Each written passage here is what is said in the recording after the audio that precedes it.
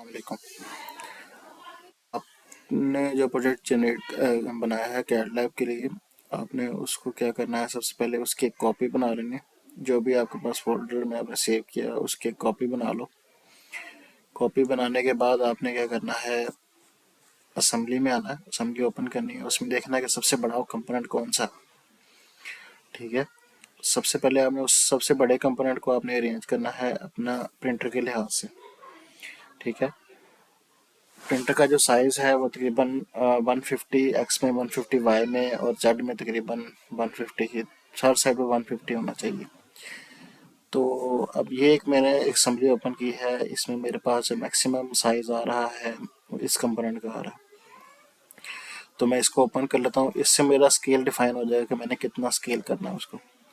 Dimension में जाऊँगा, evaluation में, मेयर में, हाइट मेयर हम करते हैं, तो ये तकरीबन 600 के करीब आ रही है। ठीक है, तो 600 को अगर मैं डिवाइड करूँगा, मैं तकरीबन 600 को अगर डिवाइड करूँ, मैंने 150 पे जाना है तो मेरे पास 4 टाइम उसका रिड्यूस करना है, तो 1/4 मैं उसको कर दूंगा तो मेरे पास 0.25 बनता है 150 हाइट अचीव करने के लिए। बाकी डायमेंशन उस हिसाब से छोटी हैं। तो मैं क्या करूँगा, इसको स्केल डाउन करूँगा। यहाँ पे स्केल लिख के सर्च बार में आप यहाँ पे कर दो 0.25 और ये सारी जो है बॉडी चूज कर लो। ओके कर दो। ये स्केल डाउन तो हो गया है, लेकिन ये बना कुछ इस तरह से हुआ है पार्ट के, ये वेल्डमेट के अंदर है और इसके हर कंपाउंड अलग अलग है। तो इसको करने के लिए आप क्या करोगे, इसको पहले कंबाइन करोगे। ठीक है, कंबाइन से पहले एक ऑपरेशन आप लगा लो, ये जो एडजेस हैं बल्कि कंबाइन कर लो इसको सबसे पहले आप। हम कंबाइन करेंगे, कंबाइन में जाके ये सारी बॉडी सेलेक्ट कर लेंगे, ऐड करना हमने, ओके कर देंगे तो ये कंबाइन हो जाएगा। कंबाइन के बाद आप इसको कर दो स्केल। ठीक है, स्केल में जाओ, इसको सिलेक्ट करो, यहाँ पे 0.25 कर दिया है मैंने टाइम, और ये मैंने स्केल रिड्यूस कर दिया इसका।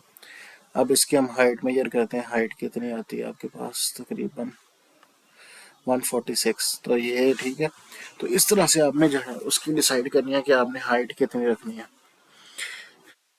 अब मेरे पास स्केल फैक्टर आ गया 0.25 का। अब ये एक कंपोनेंट के लिए हमने किया, बाकी हम इसी तरह से डाउन कर लेंगे 0.25 का। ठीक है, सपोज ये मेरे पास एक और कंपोनेंट है, इसको मैंने, इसमें भी मेरे पास आ रही हैं 4 बॉडीज आ रही हैं, तो इसको भी मुझे पहले कंबाइन करना पड़ेगा। ये सारे पार्ट्स पहले कंबाइन होंगे, उसके बाद जो है स्केल होंगे। अगर आपके पास सिंगल वन बॉडी आ रही है तो आपको जो है कंबाइन करने की ज़रूरत नहीं है, जस्ट स्केल डाउन कर दो तो वो स्केल डाउन हो जाएगा। 2 कंपोनेंट हो गए। सिमिलरली ये वाला कंपोनेंट, इसको भी हम कर लेते हैं, होपर को भी कर लेते हैं, सुपर होपर पड़ा हुआ, इसको भी स्केल अप, सॉरी स्केल कर देते हैं हम। ठीक है, स्केल हो गया। अब ये देख रहे हो कि आपकी असेंबली जो है वो डिस्टर्ब हो गई है इसकी वजह से सारी, इसीलिए मैंने आपको कहा है कि आपने एक दफ़ा इसको करने से पहले इसकी जो है एक कॉपी जनरेट करनी है। कॉपी जनरेट करोगे तो आपको फ़ायदा हो जाएगा आपकी असेंबली। यहाँ पे तो ये काफ़ी हद तक सारी असेंबली ख़राब है। जब तक हम ये सारे कंपोनेंट्स एक दफ़ा नहीं कर लेते तब तक जो है ये नहीं होगा। ठीक है, तो फिलहाल मैं इतने ही कंपोनेंट जो है उनको कर लेता हूँ। सपोज ये मेरे पास एक कंपोनेंट है, इसकी मैंने फाइल जनरेट करनी है जो 3D प्रिंटर में यूज़ होनी है, हॉपर की। तो ये जो हॉपर वाला पार्ट है इसको मैं करूँगा right click, save as, copy and continue. इसको मैंने करना है STL फाइल में। STL फाइल, STL फाइल में ये पहले से कुछ मैंने ट्राई किए हैं, लेकिन ये साइज इनको मैं डिलीट कर देता हूँ, बल्कि इसको भी ज़रा बंद करते हैं फाइल्स। और यहाँ पे हम इसको सेव करेंगे STL में। हॉपर में ऑप्शन में जाएंगे, ऑप्शन में इसको फाइन पे कब बाय डिफ़ॉल्ट कस्टमाइज पे होगा, आप इसको फाइन पे कर लीजिएगा ताकि जो ट्रायंगल्स वगैरह है, जो मैश बने, वो अच्छा बने। तो इसको फाइन पे हम रख के और इसको हम सेव कर देंगे इसी नाम से। आपको छोटा सा उसका प्रीव्यू दिखा उसका, इसमें टोटल ट्रायंगल्स कितने हैं, 42 ट्रायंगल्स हैं। फाइल साइज ये है और बाइनरी फॉर्मेट है उसका। ठीक है, सिमिलरली इस पार्ट को भी हम कर लेते हैं, फाइल सेव एज, तो हम एसटीएल फाइल में, अब ऑप्शन में जाने की जरूरत नहीं है, जो एक दफ़ा आप सेटिंग कर दोगे वो रहेगी। और वो ठीक है, उसने प्रीव्यू दिखा दिया मैं।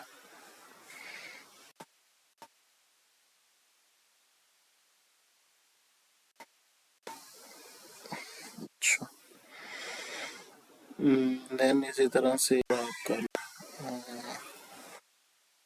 एसटीएल फाइल में, या ये दो तो हमने कर लिया है।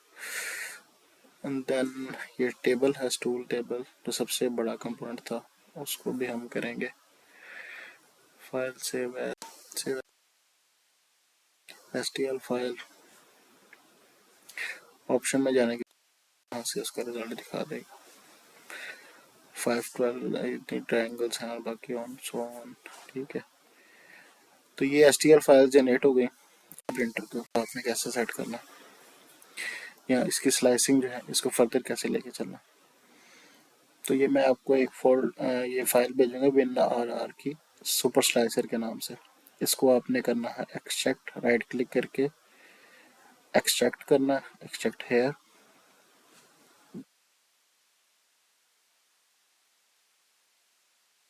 एक्सट्रैक्ट करने के बाद आपने इस फाइल फोल्डर को ओपन कर लेना। इस फोल्डर में इसको इंस्टॉल नहीं करना सॉफ्टवेयर को, ये ना ही इंस्टॉल होगा, डायरेक्ट रन होगा। जस्ट कॉपी करना सिस्टम में और ये रन हो जाएगा। इसको थोड़ा सा जो है वो आप विंडो में सेट कर लो। अच्छा, अब यहाँ पे आप क्या करोगे, सबसे पहले मैं ये कर रहा हूँ कि मैं प्रिंटर के ऊपर जाऊँगा और इसकी सेटिंग करूँगा।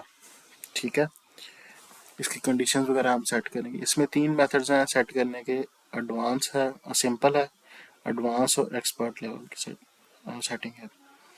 तो इसमें फ़िलहाल मैं जो हूँ, मैं एक्सपर्ट वाली ही सेटिंग कर रहा हूँ। और इसमें स्टार्ट हम करेंगे फ्रॉम फिलामेंट से। ठीक है, फिलामेंट से स्टार्ट करके हम जाएंगे स्लोली बाकियों की तरफ मूव करेंगे और इसको जो है सेट करेंगे इसकी वैल्यू। अच्छा, यहाँ पे जो आपके पास फिलामेंट है उसका डायमीटर मेंशन है, उसका कलर मेंशन है। कलर आप चेंज कर सकते हो। सपोज मेरे पास ब्लैक कलर का फिलामेंट है, मैं ब्लैक कलर कर दूंगा। डायमीटर यही रहेगा। जो एक्सट्रूजन मल्टीप्लायर है ये 1 भी हो सकता है, 0.9 मैं इसको चेंज कर रहा हूँ 0.9। उसके बाद आप यहाँ पे इसका टेम्परेचर हो सकता है, टेम्परेचर आपने सेट करना है मटेरियल के लिहाज से। पीएलए का डिफरेंट होगा, एबीएस का डिफरेंट होगा। ठीक है, तो पीएल एबीएस के लिए मैं सेटिंग कर रहा हूँ। एबीएस के लिए जो एक्सट्रूजन टेम्परेचर है वो आपके पास है 225 और स्टार्टिंग लेयर है जी 110। ठीक है, और सिमिलरली जो ये है फर्स्ट लेयर का भी वही होगा जो उसके बाद वाली लेयर्स का होगा। तो ये आपने सेटिंग इसकी ये 2-3 वैल्यू सेट कर देनी है। देन आपने कूलिंग में आ जाना है। अब एबीएस को जो है वो कूलिंग कम चाहिए होती है, इसमें चैम्बर का टेम्परेचर मेंटेन करना पड़ता है, तो हमें थोड़ा सी वैल्यू कम करनी पड़ेगी। तो यहाँ पे मैंने इसको हाईलाइट कर दिया है, फैन स्पीड यहाँ पे 15% कर दी है, कम कर दी है। और यहाँ पे मैक्सिमम फैन स्पीड 40% मैंने जो है ये फैन स्पीड कर दी है। ठीक है, देन इसमें कुछ भी चेंज नहीं करना आपने बाकी, क्योंकि मल्टीपल मटेरियल्स हम काम नहीं कर रहे। फिलामेंट ओवरफ्लो भी नहीं स्टडी करेंगे, जी कोड वगैरह ये भी जो बाय डिफ़ॉल्ट आएंगे वही आ रही हैं। ठीक है, इसमें वो सिर्फ ये पहले दो सेटिंग करनी है, कूलिंग और फिलामेंट, ये दो सेटिंग करनी है। देन आप आ जाओ प्रिंटर सेटिंग के ऊपर। प्रिंटर सेटिंग के ऊपर आपको जो प्रिंटर सेटिंग है इसमें सबसे पहले जनरल में आपने इसको करना है कैलिपर पे। आपके पास यहाँ पे कैलिपर आ रहा होगा, वो कोई डिफरेंट आ रहा होगा। ठीक है, आपने इसको कैलिपर पे चेंज करना है। ठीक है, फिर वो जो है जो जी कोड्स है इसको कैलिपर पे रखना है। ठीक है, बस इसमें ये एक सेटिंग करके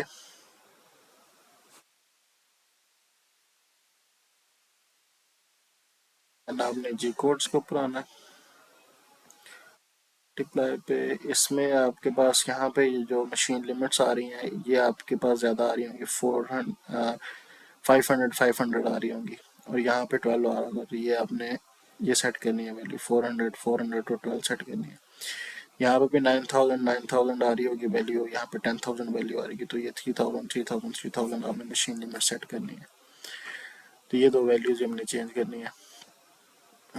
देन एक्सट्रूजन के ऊपर यहाँ पे आप जो है टूल एक्सट्रूजन, यहाँ पे कुछ भी नहीं आएगा, ये सारा एज इट इज रहेगा। ठीक है, यहाँ पे सिर्फ मशीन लिमिट है, इसको आपने सेट करना है। ये जो लॉक ओपन है इनको आपने करना है। ये अगर मैं रिट्रीव कर रहा हूँ तो आपके पास ये वैल्यू आ रही होंगी। ठीक है, लेकिन हमने इसको ये चेंज करना है वैल्यूज, तो ये वैल्यूज आनी चाहिए आपके पास जो भी शो हो रही हैं। देन आप आ जाओ प्रिंटर के ऊपर, प्रिंट सेटिंग के ऊपर। तो प्रिंट सेटिंग के ऊपर आपने क्या करना है, इसको जो पैरीमीटर है इसको 4 कर देंगे। ठीक है, base layer, solid base layer जो है ये 6 हम टॉप से और 6 लेयर ही हम बॉटम पे जो है वो जनरेट करेंगे। ठीक है, देन इसमें स्लाइसिंग, स्लाइसिंग में आपने first layer point, base layer 0.25 है, ये जो है ये 75% ऑफ द बेस लेयर है, तो आप equal to the base layer कर दो। 100% भी लिख सकते हैं और 0.2 भी हम लिख सकते हैं यहाँ पे। देन इसमें और कोई चेंज नहीं है। आई थिंक देन बस जस्ट हम यहाँ पे फ्लो में थोड़ी सी चेंजिंग करेंगे। फ्लो में सिर्फ एक चेंज होगी, यहाँ पे इसको हम यहाँ पे 140%, ये 40% आ रहा है तो इसको 80% कर देंगे। ठीक है,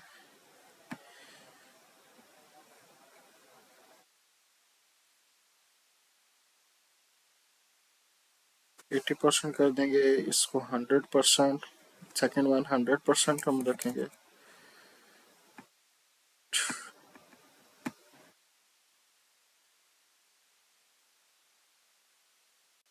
100% हो गया।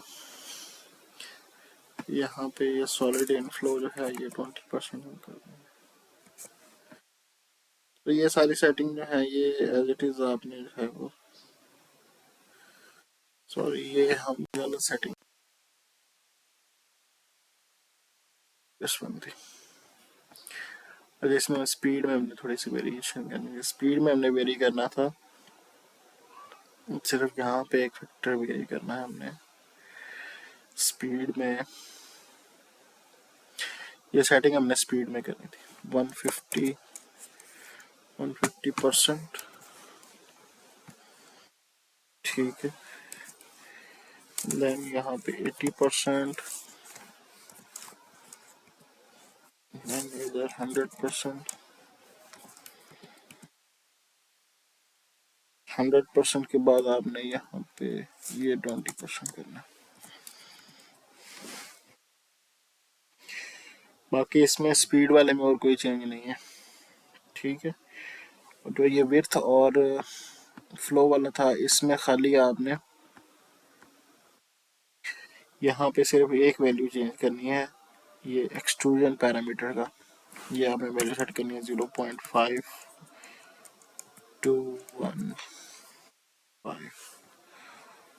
तो ये पैरामीटर जो है इसको हमने सेट करना है 0.5429। वो वैल्यू सिर्फ आपने हमने यहाँ पे चेंज करनी है और इसमें कुछ भी चेंज नहीं होना।